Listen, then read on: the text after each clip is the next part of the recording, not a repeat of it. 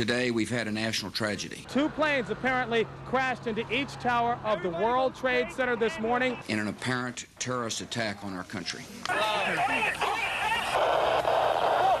am told by several people that there was, in fact, an explosion. Where I'm right now, there's a thick plume of smoke. Let's get out of here. Don't worry. Do you have any water? You have to imagine that some people probably did not make it out. And the next thing I know, there was this tremendous explosion as it hit the Pentagon. As you can see, they're rushing him down here. This is a second person we have confirmed has what appears to be very serious burns. Every airport in the United States has been shut down. May God bless the victims, their families, and America.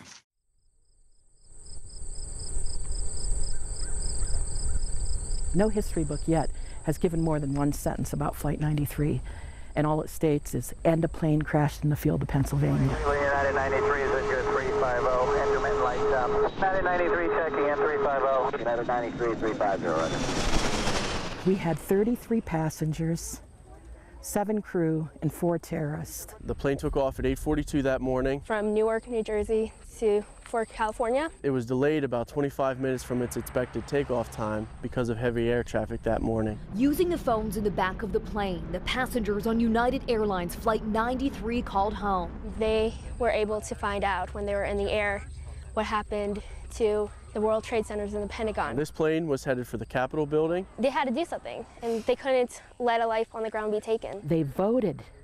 They voted. I tell the students, only in America. They knew that they were on a suicide mission.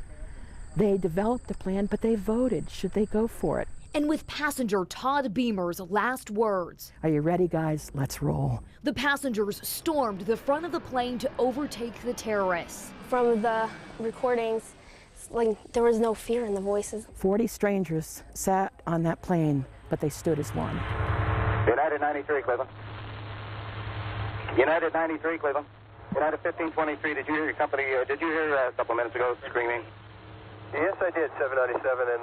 The last we knew, the aircraft was at 8,000 feet. I am told through unconfirmed reports that we could hear screaming in the control tower. We are being hijacked. We are being hijacked. Those frightening words were uttered by a passenger on board United Flight 93. The plane was carrying 38 passengers, 2 pilots, and 5 flight attendants. Can you picture that giant plane coming down? The only reason we're not having a memorial service in Washington, D.C. near the Capitol or the White House today is because of these 40 people. That's the only reason. And nobody seems to know that. Akron native Sharon Dietrich has promised to make sure the plight of those passengers is never forgotten. I will do my part for the rest of my life to make sure that this memorial gets built. 10 years after that plane crashed, in Shanksville, Pennsylvania, the first phase of the project is about to open, but the Flight 93 memorial is still $10 million short, the only memorial of the 3 targets on 9/11 with not enough money to be completed. It's a lot to take in. The only Ohioan on the national campaign, Dietrich has turned to an unlikely source to help raise the remaining money. The program is called 93 Cents for Flight 93, and it's supposed to teach kids about what happened that day, and also not only the kids but their parents. Dietrich tells students the story of Flight 93 and challenges them to honor the passengers and crew members by getting this memorial built. You need to raise 93 cents, but I'm going to ask you, please don't go home and ask Grandma or Grandpa or Mommy and Daddy for $1. Go and ask them if you could earn it. 40 schools are on board and 75,000 students have donated so far. I don't have 93 cents in change in my pocket, but I would like to contribute $1 to the cause. Students like this group from Heritage Christian School in Canton. There's still some good patriots in America. You know, it inspires you, do something. To do something. Yes. I know that it's a big deal, and because of how the people of Flight 93 gave their lives for this country. They voted to do the right thing and fight back against this terrorism. So when this fence comes down and there's finally a permanent memorial here in Shanksville, the students hope people come here as a place to feel hopeful.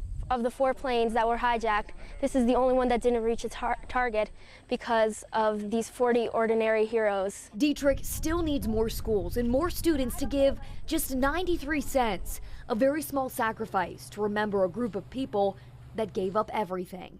They voted yes, and at the cost of their lives. And the fact that it was totally overlooked. This is the story. This is the grassroots. This is the human factor that we all long for, that we would someday hopefully have the courage to do this. In Shanksville, Pennsylvania, Kristen Severance, the Ohio News Network.